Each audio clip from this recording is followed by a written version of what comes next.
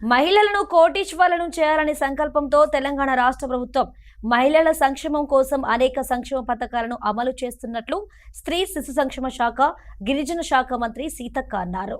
ఈ మేరకు జయశంకర్ జిల్లా కేంద్రంలో మంత్రి సీతక్క పర్యటించారు. ఈ సందర్భంగా పట్టణంలోని సుభాష్ కాలనీలో సీసీ రోడ్డు నిర్మాణ పనులకు ఎమ్మెల్యే గండ్ర సత్యనారాయణరావుతో కలిసి శంకుస్థాపనలు చేశారు. అనంతరం ఇందిరా మహిళా శక్తి చీరల పంపిణీ కార్యక్రమానికి ముఖ్య అతిథిగా హాజరై మహిళలకు చీరలు పంపిణీ చేశారు. మహిళలు ఆర్థికంగా ఎదగడానికి ప్రభుత్వం కృషి చేస్తుందన్నారు. కొందరు కావాల్సుకొని ప్రభుత్వంపై విమర్శలు చేస్తున్నట్లు తెలిపారు సీతక్క. అదేవిధంగా ప్రభుత్వం చేపట్టిన అభివృద్ధి కార్యక్రమాలు, సంక్షేమ పథకాల అమలు గురించి ఎమ్మెల్యే గండ్ర సత్యనారాయణరావు మాట్లాడారు.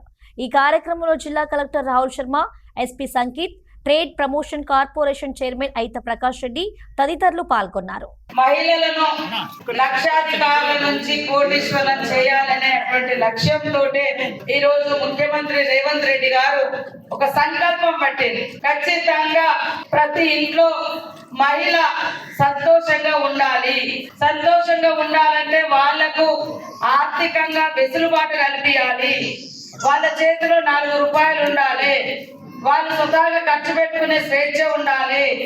వాళ్ళకు నచ్చిన కాడికి, నచ్చిన దేవుని దగ్గరికి పోయే స్వేచ్ఛ ఉండాలి అనే ఉద్దేశంతో మన గవర్నమెంట్ వచ్చి రాగానే మరి ఫ్రీ బస్ అనేది పెట్టడం జరిగింది. కొంతమంది ఫ్రీ బస్ ఎందుకు అంటారు. ఇక్కడ కొంతమంది కూర్చున్నారు. ఇక్కడనే మీరు ఇక్కడ నుంచి మీకు హన్మకొండ నుంచి ఫోన్ వస్తుంది. ఎవరో చనిపోయినో లేదా హాస్టల్ ఉన్న అమ్మాయో అబ్బాయో చెప్పకుండా చేయకుండా హాస్టల్ నుంచి వెళ్ళిపోయిందనో లేదా యాక్సిడెంట్ అయిందనో ఏదో ఎమర్జెన్సీ వస్తుంది.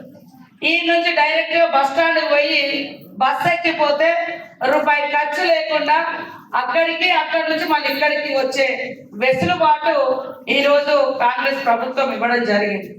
వాళ్ళు పెట్టలేదు, అమ్మ పెట్టలేదు, అడక తినని అన్నట్టుగా ఈరోజు మేము చేసే మంచి కార్యక్రమాలను కొంతమంది విమర్శిస్తున్నారు.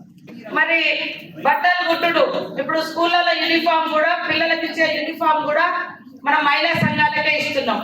ఈ సంఘంలో సభ్యులకు ఎవరైనా మీ బట్టలు కుట్టడం వస్తే వాళ్ళే కుట్టుకొని ఆ డబ్బులు వచ్చేటట్టుగా పైన సంవత్సరం ఇస్తే 30 కోట్ల లాభం వచ్చింది మహిళా సంఘాలకు. ప్రతి పని ఈరోజు సోలార్, ఎక్కడైతే ఇంత భూమి ఉంటే అక్కడ సోలార్ పెట్టిస్తున్నాం. దానికి మినిమంగా 5 లక్షలు, 4 లక్షలు, 10 లక్షల లాభం వస్తుంది, ఎలాంటి ఇబ్బంది లేకుండా. మరి పెట్రోల్ బంకులు కూడా మన వాళ్ళు నాకు ఒక 2 పెట్రోల్ బంకుల స్థలాలు చూసినట్టుగా రిపోర్ట్ ఇచ్చారు. పెట్రోల్ బంకులు కూడా మీరే నడుపుకోవచ్చు. 2 లక్షలు, 3 లక్షలు, 4 లక్షలు పెట్టుకొని వాళ్ళు షాప్ పెట్టుకొని నడుపుతున్నారు. జాతర ఏదంటే నడుపుకుంటారు. తర్వాత కూడా ఇంకా గిరాకుంటే ఆ షాప్ అట్లనే కంటిన్యూ చేసుకుంటారు. ఇప్పుడు మొన్న ఆమెకు షాప్ అది వెహికల్ ఇచ్చినాం. ఆమె 4 లక్షలు కట్టాలి, 6 లక్షలు మాఫీ. ఆమె పొద్దున్నక మరి పచ్చి చేపలు, సాయంత్రం ఫ్రై చేసి అమ్మేది. అట్లనే కాదు, ఈ భూపాల పిల్లలతో బాగా పరిచయాలు ఏర్పడ్డాయి. ఇక్కడంతా సింగరేణి వాల్వేలు ఉంటారు కదా, ఆమె రోజు పచ్చళ్ళు చేసి అమ్మితే ఒక్క రోజు 8,000, 10,000 వస్తున్నాయి. ఒక్క రోజు 8,000, 10,000 అట్లా ఫ్రై చేసి ఇక్కడ ఫ్రై చేస్తారు, పచ్చళ్ళు పెడుతున్నారు. వేరే టైం 67 లక్షల మంది మహిళలు మన సంఘాలలో ఉన్నారు. దాంట్లో 410 మంది చనిపోయారు. వాళ్ళందరికీ చనిపోయిన వాళ్ళకి ఒక్కొక్కరికి 10 లక్షలు, దాదాపుగా 40 కోట్ల పైగా మరి డబ్బులు, 40 కోట్ల రూపాయలకు పైగా వాళ్ళకు ఇన్సూరెన్స్ ఇచ్చిన వాళ్ళ కుటుంబ సభ్యులకు. వాళ్ళందరూ సంతోషంగా ఉంటే రాష్ట్రం సంతోషంగా ఉంటుంది, సమాజం సంతోషంగా ఉంటుందనే మిమ్మల్ని అందరినీ మహిళా సంఘాలలో చేర్పిస్తున్నాం. మహిళలకు ప్రత్యేకంగా ఇవాళ ఎస్పీ గారు యూనిఫామ్ ఉంటుంది, ఆశా వర్కర్ యూనిఫామ్ ఉంటుంది, పోలీసులకు యూనిఫామ్ ఉంటుంది. మన మహిళలు కూడా ఎక్కడికైనా వెళ్తే వీళ్ళని చూడగానే వీళ్ళు మహిళా సంఘం వాళ్ళు అనే ఆ గౌరవం, ఆ భరోసా, ఆ ధైర్యం వేరే ఉంటుంది. యూనిఫామ్ లో ఏదైనా కానీ, ఏ డిపార్ట్మెంట్ అయినా, ఇవాళ మున్సిపాలిటీలో కూడా ఈవెన్ స్వీపర్లు కానీ లేదా ఆయా శాఖలకు సంబంధించినటువంటి అధికారులు కానీ, మా అంగన్వాడీ టీచర్ అమ్మలకు కూడా యూనిఫామ్ ఇచ్చేసాం.